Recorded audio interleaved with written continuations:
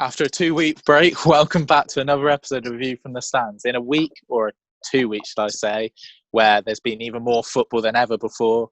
A certain team might have won a certain competition, and everyone might be getting a bit fed up about the football being back.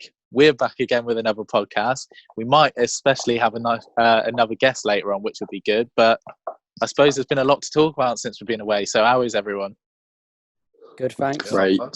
Brilliant. Absolutely living the dream. So Loving I suppose we'll start with the big elephant in the room. Is it finally happened? The inevitable happened, and if I'm going to be honest, it wasn't as bad as I feared it would feel, to be honest. But I don't know if that's just me. So I suppose we'll go to Alex. How are you feeling after? Obviously, if you're not sure about this, you probably shouldn't be listening to a football podcast. But if you aren't sure, it's obviously Liverpool winning the league I'm referring to. So Alex, how did you feel about that? Yeah, I mean, because I've been waiting for it all my life. It's like you don't really. I kind of imagined it was going to be a bit different. You know, I imagined being unconscious in Liverpool somewhere. I'm not 5 a.m. But I think it'll settle in more when we play City and they give us a garden. Do we? Oh God, yeah. Do we like the trophies? Is that allowed? Yeah, I don't know. 2 meters and all that. Oh, a bit dodgy. Yeah, but no, it's funny. It's just funny to see all the rival fans as well try and get something to say about us. But that's pretty good, to be fair. I'm guessing the trophy gets lifted at the last home game season. Yeah, you'd expect. I think it would be in front of everyone. Oh wait, no one. Absolutely no one. See, I was having this conversation today about when one of my friends is a big Liverpool fan. He lives in Liverpool. He was saying he reckons trophy parade will probably be around Christmas time, which would be a bit weird. Everyone lining in the streets in the winter. Christmas lights will be on. Yeah, they'll be turning the Christmas lights on during it. I did say that. I say a double celebration. He invited us and said, "Oh, would you fancy coming up? It'll be a good night out." One, absolutely no. And so, what's the standard of procedure for that? Then he said, a few pints of the Christmas markets, off to the trophy parade for Liverpool. Halfway through a season, I mean, Liverpool could be lifting a trophy, having a parade for it. Well, they're sat 7th down in the league or something, couldn't they? Like, which might miss the mood a bit then. But no, obviously fair play to them. Did anyone see after? Like the BT coverage after, and Keinan Davis and his phone kept with his phone going off. That was so 2 annoying. seconds. Like Jake Humphrey said to him, "Your phone keeps going off," and he's just like, "Yeah," and kept it on with phone calls. It happened with Jordan Henderson as well. He had like a that thing. Was such with BT, though, wasn't it? How was it? It's like because they were getting. That was really annoying. Because with Jake Humphrey, he couldn't really have a go at Dalglish, could he? Or he get for it. He couldn't go, turn your bloody phone off, bro. So directors are in Jake Humphrey's ear, like they're in there saying, turn it off. Yeah. And he's like, turn it off. I think I can hear your phone, Kenny, yeah. Kenny, your phone's going off. Do not disturb, Kenny, come on. I'll tell you what I didn't like about that game. When Chelsea scored both goals, they went to like the Zoom call of the Liverpool fans celebrating. Yeah. What's that all about? Yeah. Don't get me wrong, I know that game, obviously massive. One of the biggest games in Liverpool's history in recent years. But when Chelsea score, show the Chelsea fans celebrate. Yeah, it's actually a massive win. It's a massive win for Chelsea, isn't it? At full time, show the Liverpool fans. Don't show the Liverpool fans when, I don't know, who scored the penalty for Chelsea? Was it William? When William puts in the back of the net, the Liverpool fans going, yeah. It's awful. Absolutely awful. Never my club. Alex, they won't even be on by his tongue. Villa won't even be on BT next year, so we don't.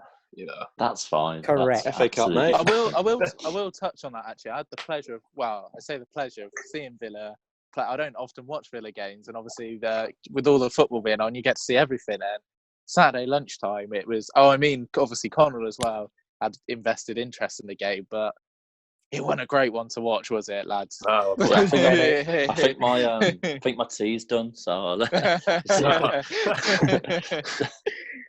I went out it- at half time. It was as easy as I went- predicted. Got Nando's. God, can we have a Really conversation shite, about mate. this Davis Absolute lad load of up top shite that game. for you, Tom? I mean, I honestly, and I might have just been over just hating on this guy, but I've not seen a footballer. I've not seen a footballer play on TV in a long time where I've been like, Michael, where? And then they were like, the commentators, like, oh yeah, they picked him up from non-league a few years ago or something.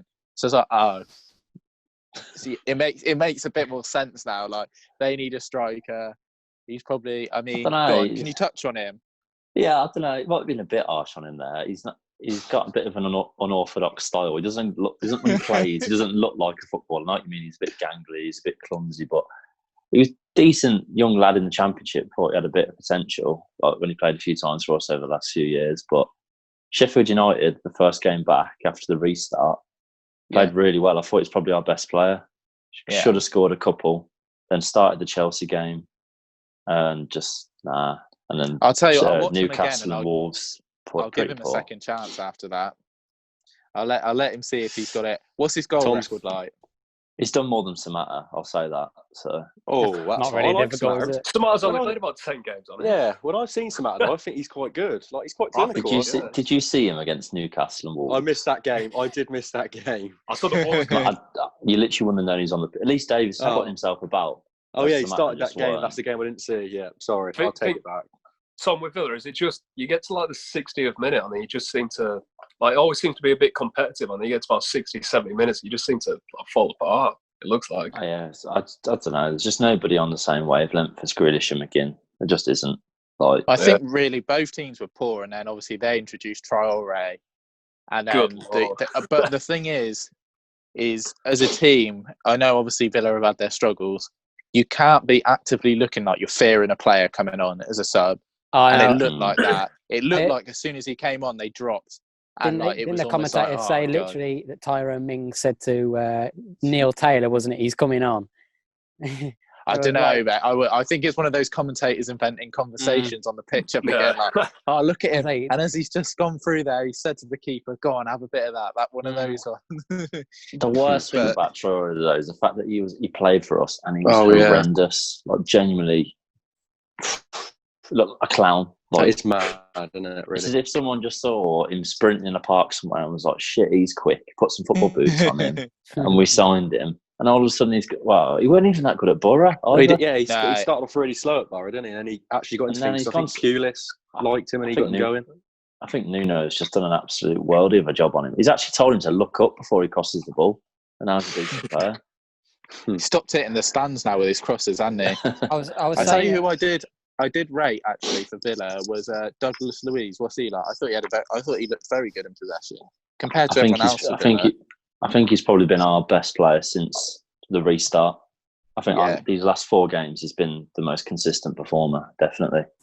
Yeah, he looked good with the ball, whereas a lot of the other, Villa midfielders looked like they didn't really want possession of the ball that much. Mm. Yeah. Sorry, could I go back to Traore for a sec? I was say, I think what you like him with his top off, we know. No, not that. Not that. I was gonna say when he played right back for us, I think that changed. Right back.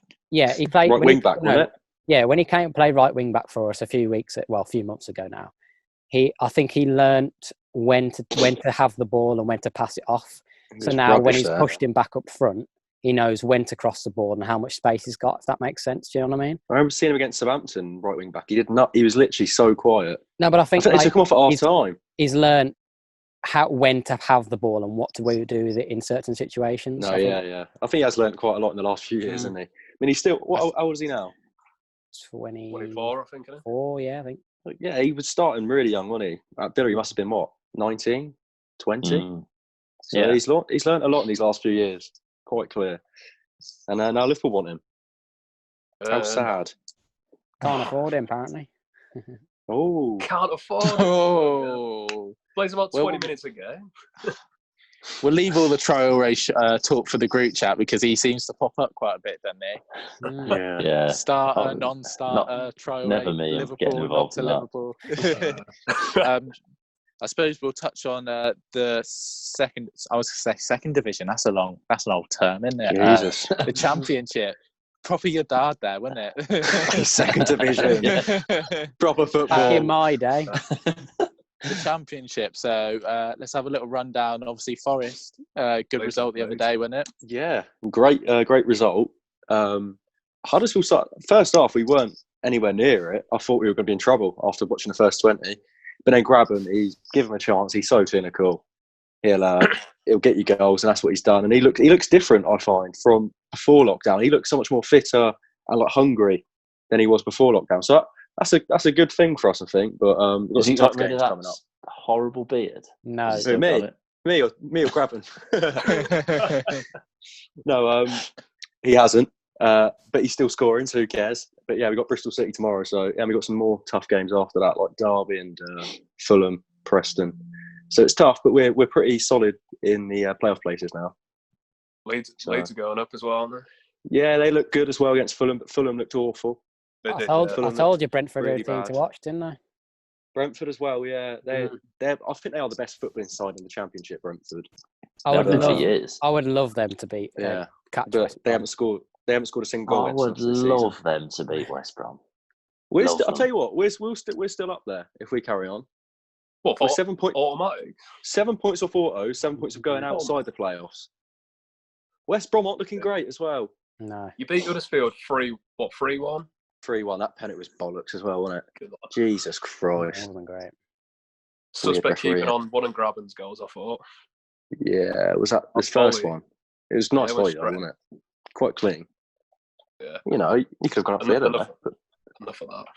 But no, I genuinely think we could be in a chance either way. Where's the headspace now then? Are you still hoping they don't go up? Every week are you hoping they lose games? We can go up, so you don't see them going up? Well, basically, you don't want them to lose, so you want them to win. And if they're going to have to go up, they can go up, I suppose. Honestly, the thing was, did anybody watch the League Two playoff final yesterday? Yeah. It was so weird watching them celebrate, and there was like no fans. It was so weird. It was like, and there was like no crowd. It was the thing is, I don't get why they put the cardboard cutouts out of this picture of the camera. Like, it was on the upper tiers, wasn't it? Or like the top and the lower tier. You couldn't see the cardboard cutouts really, but I think we just argue that we should just scrap cardboard cutouts permanently. To be honest, it was a niche. Who's go on then? We'll have a vote on it. Who's a fan of the cardboard cutouts? I'm not really like. Yeah, it's all right. Your face is on your seat in it, are they? No, I haven't got. My uncle's got one actually. My uncle's got one, and Roy Keane's in our one as well. Have you seen that one? That's been flying around. I was in there, Joe Exotic at Leeds as well. Bin Laden's at Man City. Bin Laden. God, wasn't it Prince Harry and Jimmy Meghan? Savile was at Leeds. Yeah, Prince Harry and Meghan's at Forest. Jimmy Savile at Leeds. Wait, does that mean someone's paid to have Prince Harry and Meghan Markle? Someone's paid about 50 quid for that. About 50 quid to do that. It's about 20. It's like 20 quid for one or something like that. £25. Right. I kind of get paying for it over if it's you and you just, I really want just like a piece of history. Yeah. Or if you're doing it as a really good joke, Prince Harry or Meghan Markle don't fall anywhere near that. It's not good enough banter to be worth more money. Awful. That's someone's mum who's done that, definitely. Yeah. Oh, they seen the Bin Laden one. They've gone, oh, that's a bit inappropriate. I tell you what would be funny though if we put Prince Harry and Meghan Markle there. Wouldn't that be a laugh? Not really. That'll show them. That'll show them. Absolutely awful. It's right at the front as well. How embarrassing. God. I love how someone in their heads had Prince Harry and Meghan Markle in the same line of thing as Bin Laden and stuff. Is that how far they've fallen from people's perception of them? God. And I mean, another thing. I suppose. Go on, carry on. Sorry, if you're going to carry on the joke you're running this, you can carry on. Yeah. No, you carry on. I was going to say about the Championship again and Fulham, how Mitro's got a 3-match ban as well now, hasn't he? I saw that. So that could also, because they rely on him massively. But it was horrible, wasn't it? Yeah, it should have been a red straight away. It was all kicking off in the Championship last weekend, wasn't it? There was about 3 loads of red cards. So that Tom Lawrence. There was Tom Lawrence. There was that, the Breading one on loan from Chelsea, and there was the Luton game where challenges were flying in. Like 6 in a row.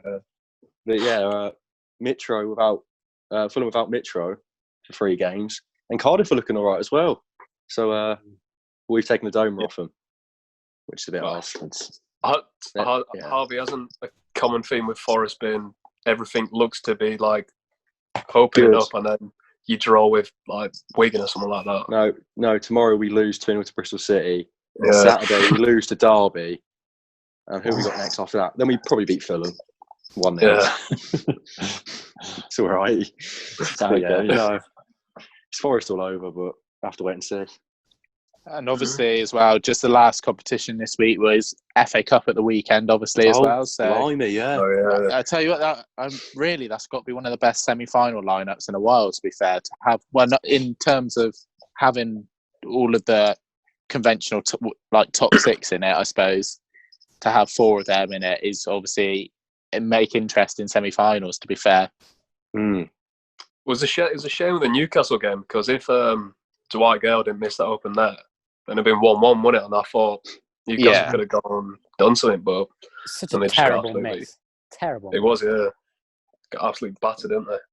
It's looking like, I think City will win that FA Cup, you'd imagine. Although Chelsea look good, don't they, since the restart? So I actually they think ain't beating all these trickies Reds. So if Norwich had made it to penalties, I think they would have won it. Tim Krul's one of them keepers don't want to face him. They definitely would have won it. They definitely. I didn't. Obviously, they're not the best side, but as well that affected them in extra time is they had to bring all their better players off, like Buendia, Campbell, all came off. So they were kind of holding on to that penalty shootout, and it was touch and go whether they made it. Obviously, we get a fortunate goal.